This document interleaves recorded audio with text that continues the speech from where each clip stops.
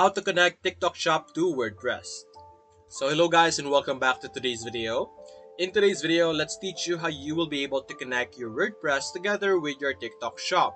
So to be able to do any type of connection or integration with your WordPress, you can easily do that by going over here at the bottom and clicking on plugins.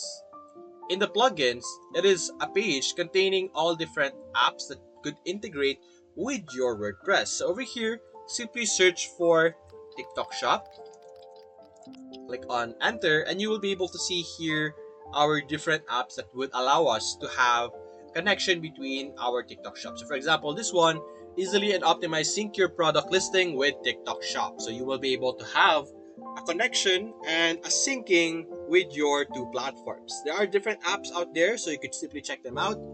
And that's basically how you will be able to connect TikTok Shop together with your WordPress. So if you enjoyed this video, leave a like and subscribe. Thanks for watching.